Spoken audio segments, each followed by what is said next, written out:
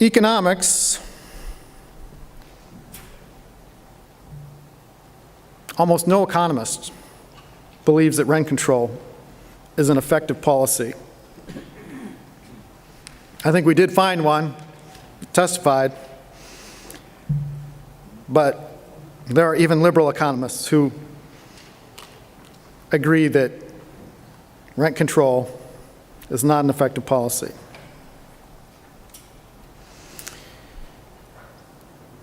I wish, and I truly hope, that this bill actually does something positive. My experience and the facts tell me otherwise. The most likely outcome is fewer units available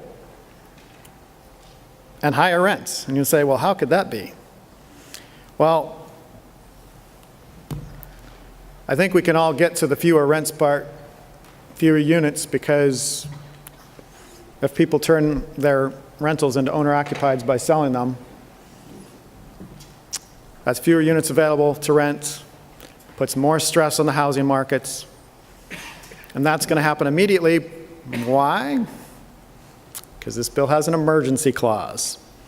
So that those things are already in process, and there's just going to be more of it as people find out what's happening and what their vulnerability is.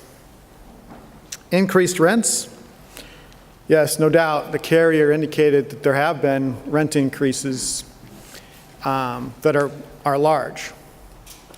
Those are not the norm. I think we heard testimony that kind of the average, the norm, over a longer period of time is roughly about 10%. It wouldn't even be 10% if we actually had supply that matched demand. And that literally is the only thing that is going to fix this. And it's not a quick fix. It takes time. That's why many of us have been advocating, again, for years, to move forward with policies that will actually make a difference in this regard.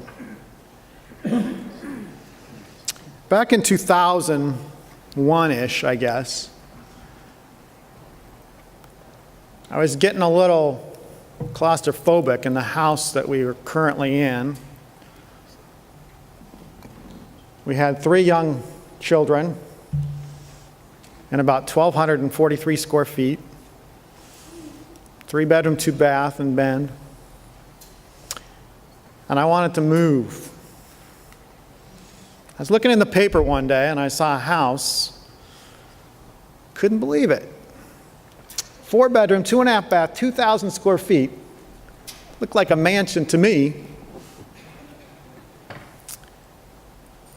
And it was $136,000. That's affordable. So I know that was a few years back, about 18 years ago now. So Bend was affordable. So that was, again, early 2000s. 1986, when I moved to Bend, I bought a house, again affordable, $40,000 for a 3-bedroom, 1.25 bath, stucco ranch house. Needed a little work, but I put $3,000 down. I selling my car and, with my wife's permission, turning in our honeymoon trip to Hawaii. It was a good investment. Missed Hawaii. Still haven't been. Bend was affordable in 1986 and in 2000. Why? Because there was supply that offset demand. So maybe you're catching the theme of my speech. This bill does nothing to address the supply issue. I think all of you know that.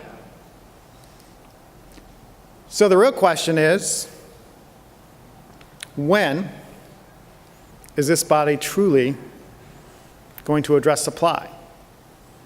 Because it is the same groups, generally speaking, that stand against the things that are necessary to move the timelines, to change the rules, to allow cities to deal with supply. Notice I did not suggest that we need to jettison all Oregon's land use laws. We don't need to do anything extreme, but we need to do what's prudent to fix this problem. And it is a real problem. There is real heartache out there. The good carrier talked about some of it, and there is plenty out there. So the problem is real. This is not the answer. Senate Bill 608, the rent control bill, is not the answer. And it is my hope that before we sign and die, that we actually do something to solve the real problem, which is the issue of lack of supply, ever-increasing demand for people who want to live, certainly in my area, and I know some of yours as well. So while I'm a no vote on the rent control bill, it's because I live housing. I've worked in it for a long time, and I know what needs to happen in order to resolve this. I would encourage you to rethink your support if you're planning to vote for this bill, because good intentions do not resolve issues like this. So please be careful what you wish for. Thank you.